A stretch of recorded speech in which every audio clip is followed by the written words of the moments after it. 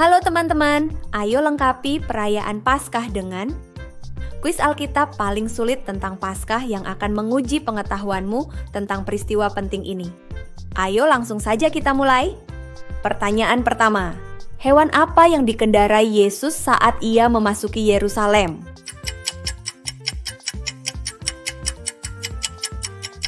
Tepat sekali, jawabannya adalah keledai. Dalam perjalanan menuju Yerusalem, Yesus melewati sebuah kota bernama Betfage. Ia menyuruh 2 muridnya meminjam keledai betina dan anaknya. Dengan keledai-keledai itulah, Yesus memasuki kota Yerusalem.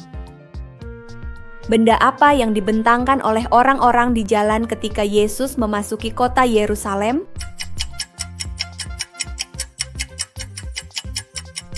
Jawabannya adalah pakaian dan daun palem. Ketika Yesus memasuki kota Yerusalem, orang banyak menyambutnya dengan meriah. Mereka menghamparkan pakaian dan daun palem di jalanan yang akan dilewati Yesus. Beberapa hari kemudian, seruan pujian ini akan berubah menjadi seruan kemarahan. Siapakah nabi Perjanjian Lama yang nubuatnya digenapi saat Yesus dielu-elukan di Yerusalem?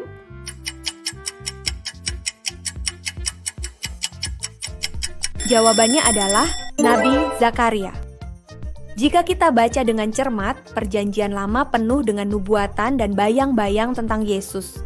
Nubuat tentang Yesus dielu-elukan di Yerusalem ini bisa dibaca di Zakaria 9 ayat 9. Apa yang dilakukan Yesus ketika ia masuk ke Bait Allah sesaat setelah ia tiba di Yerusalem?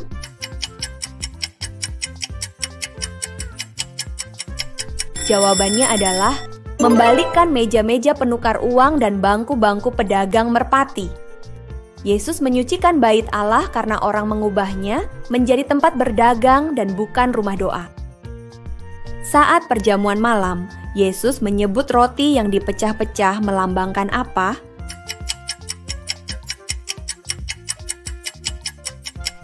Jawabannya adalah tubuh Yesus.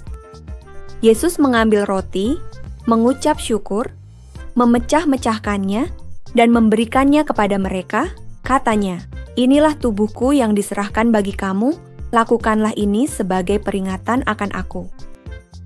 Saat perjamuan malam, Yesus menyebut anggur melambangkan apa?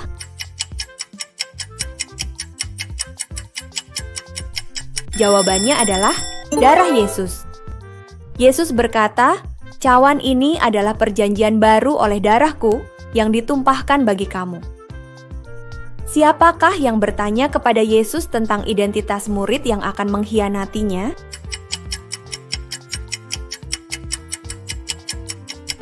Jawabannya adalah Yohanes. Nama Yohanes memang tidak tertulis secara jelas, namun penulis mencatatnya sebagai murid yang dikasihinya. Sebutan ini dipakai Yohanes untuk mengidentifikasi dirinya dalam Injil yang ia tulis. Siapakah murid yang meninggalkan perjamuan malam lebih awal untuk mengkhianati Yesus?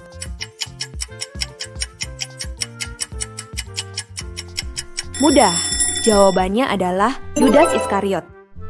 Yohanes 13 ayat 27 hingga 30 mencatat bahwa setelah Yudas menerima roti perjamuan dari Yesus, ia kerasukan setan. Lalu Yesus berkata, "Apa yang hendak kau perbuat, perbuatlah dengan segera." Lalu ia pergi meninggalkan Yesus dan murid-murid lainnya. Hai teman-teman, ayo dukung misi Kuis Alkitab dengan subscribe channel ini. Share dan like video-video dari Kuis Alkitab supaya lebih banyak lagi orang yang belajar Alkitab bareng kita. Terima kasih. Ayo kita lanjut ke pertanyaan berikutnya. Apa yang terjadi pada Yesus saat ia berdoa dalam kesedihan dan penderitaan yang mendalam di Taman Getsemani?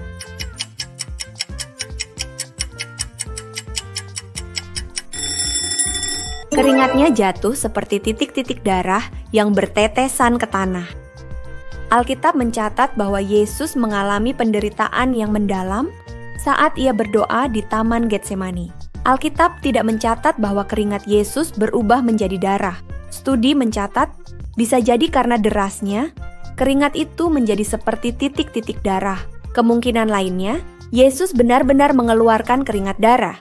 kondisi medis langka yang disebut hematidrosis yang terjadi saat seseorang mengalami stres berat. Hanya Lukas, yang adalah seorang dokter, yang mencatat hal ini. Bagaimana Yudas menunjukkan Yesus kepada orang-orang yang hendak menangkapnya?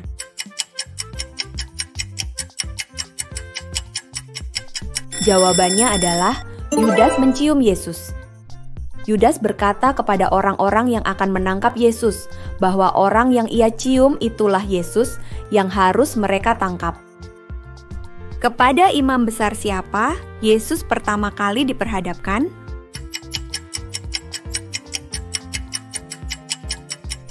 Imam besar itu bernama Kayafas. Setelah ditangkap, Yesus dibawa ke hadapan Kayafas, imam besar. Di situ semua pemimpin agama Yahudi berkumpul untuk menuduh Yesus. Tuduhan apa yang diberikan mahkamah agama kepada Yesus?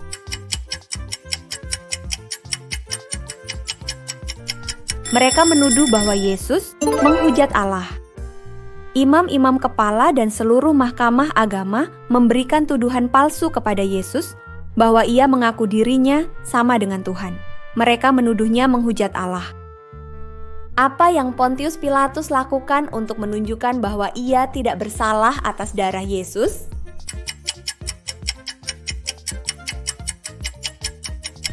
Jawabannya adalah mencuci tangannya. Pilatus tahu bahwa Yesus tidak bersalah, namun terpaksa menyerahkan Yesus untuk disalib atas desakan orang banyak. Untuk menunjukkan bahwa ia tidak bersalah atas darah orang ini, ia mencuci tangannya di hadapan mereka. Benda apa yang ditaruh di kepala Yesus sebelum ia disalibkan?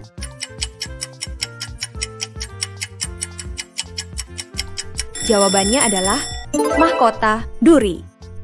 Para tentara menganyam mahkota duri dan meletakkannya di atas kepala Yesus dan mengolok-olok dia dengan menyebutnya Raja orang Yahudi.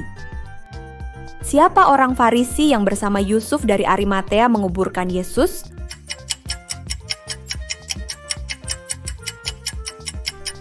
Orang itu adalah Nikodemus.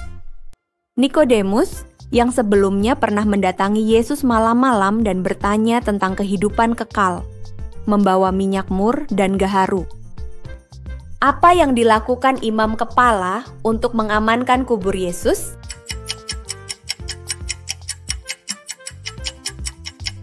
Jawabannya adalah memeterai batu penutup kubur dan menempatkan tentara Roma untuk menjaganya. Mereka meyakinkan Pilatus untuk menjaga kubur Yesus karena takut murid-murid Yesus akan mencuri mayatnya. Apa yang terjadi kepada para penjaga yang menjaga kubur Yesus saat melihat malaikat yang menggulingkan batu penutup kubur Yesus?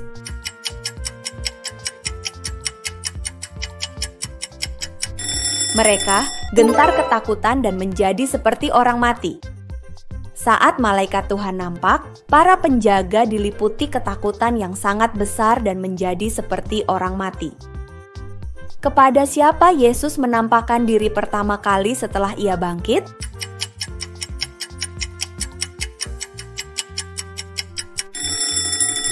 Tulis jawabanmu di komen. Hai Sobat Minka, terima kasih sudah menonton video-video dari Kuis Alkitab. Kuis Alkitab adalah organisasi non-profit yang menciptakan materi belajar Alkitab yang modern untuk membaca Alkitab di seluruh Indonesia. Sejak 2017, karya-karya kami sudah mencapai Sabang sampai Merauke. Dan pekerjaan kami didukung oleh donasi dari para Sobat Minka seperti kamu. Kamu juga bisa mendukung kami dengan subscribe, share, dan like video ini, serta donasi di sini. Dukungan kamu sangat berarti dan mendorong kami untuk terus berkarya. Thank you and God bless you.